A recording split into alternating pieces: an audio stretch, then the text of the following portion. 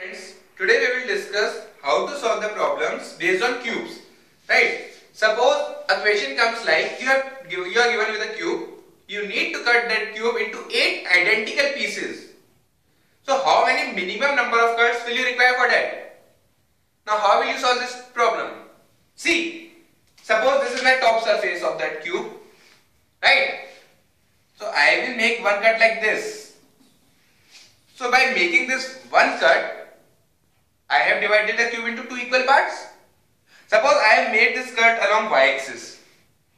Now I will make a second cut along x-axis like this. So by 2 cuts I have divided the cube into 4 equal parts. Right?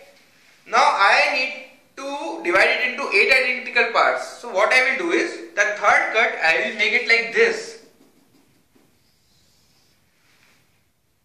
So by making 3 cuts, I have actually divided the cube into 8 equal parts. What I have done is, I have made one cut on x-axis, one on y-axis, and the third one on z-axis respectively. Right? So in general, we can say that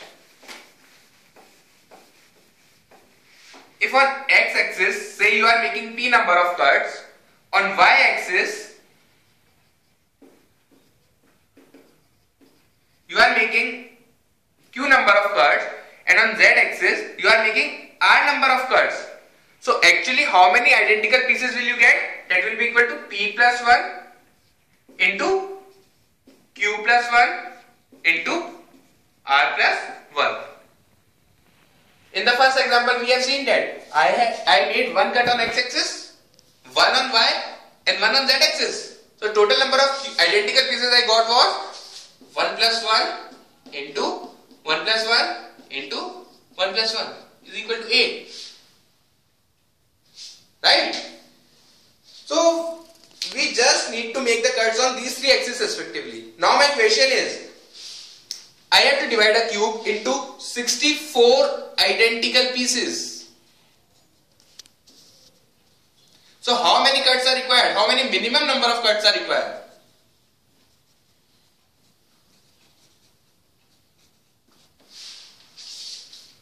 See how to solve these type of problems. What I will do is, first I will factorize this 64. So 64 I can write it as 2 to the power 6, or now what I need to do is, I need to divide these vectors along x-axis, y-axis and z-axis equally. Right? So how I can divide it equally among these 3 axes? I can write it as 2 power 2 into 2 to the power 2 into 2 power 2. Right? So what I will do is, I will distribute it equally. 4, 4, 4. Now how many number of cuts I have actually made?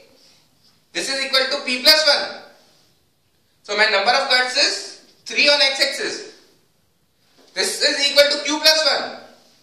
Right? So my number of cuts on y-axis will be 3 actually. This is equal to r plus 1.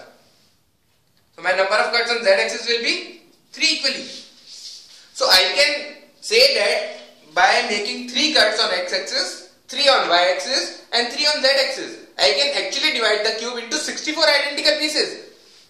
So how many total cuts are required? 3 plus 3 plus 3, 9 total cuts are required. Now, what I want to do is, I want to cut a cube into 125 identical pieces.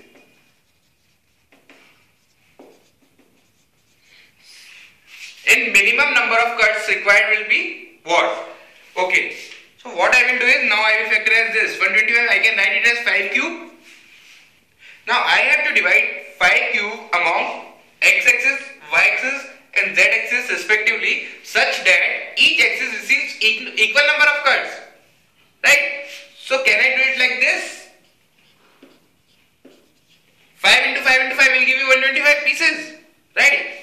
But the number of cuts required will be, this 5 is what? P plus 1. So p plus 1 is equal to 5. So actually I have made 4 cuts on x-axis. Q plus 1 is equal to 5. So I have made 4 cuts on y-axis and similarly 4 cuts on z-axis. So in this way I have made total 12 cuts and I have divided the cube into 125 identical pieces. Now third question. I need to divide a cube into say 80 identical pieces.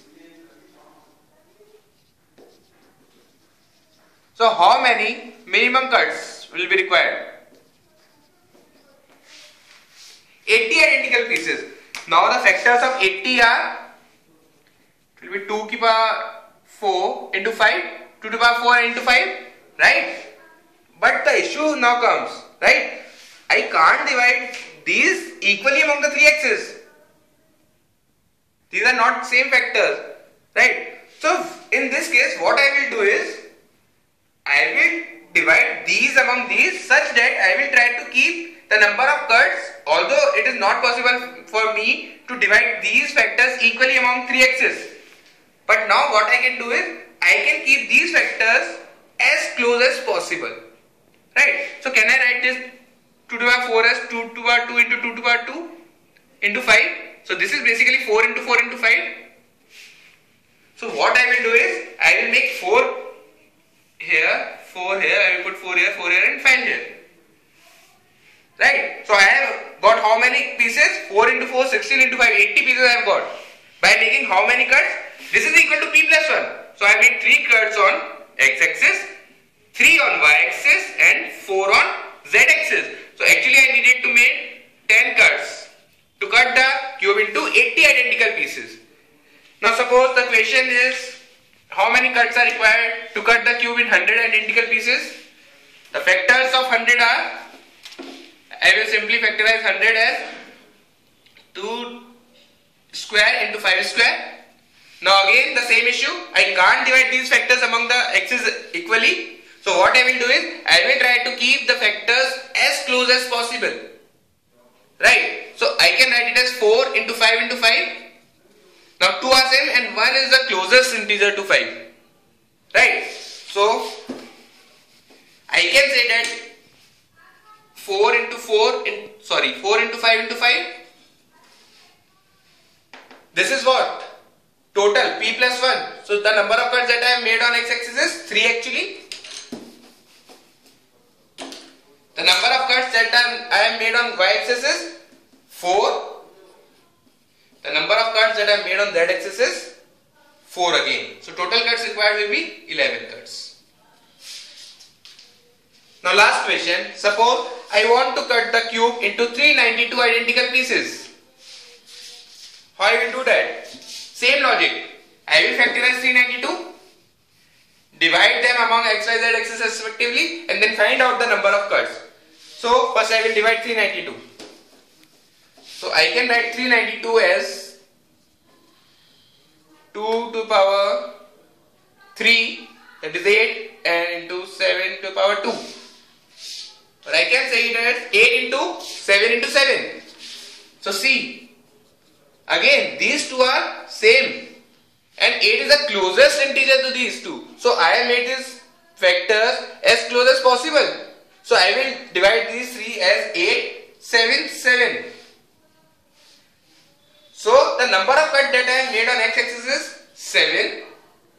This is equal to q plus 1, so q is equal to 6 and r is equal to 6. Total number of cuts I will require will be 19 cuts to cut the piece into 392 identical pieces. Fine. So the basic concept here is, first I will factorize whatever number of cubes I have to cut it into, I will factorize that number. If I can divide it equally on the 3 axes, that will always give me the minimum number of cuts. In case I am not able to do so, I will try to keep these cuts as close as possible. Right? So this is the concept.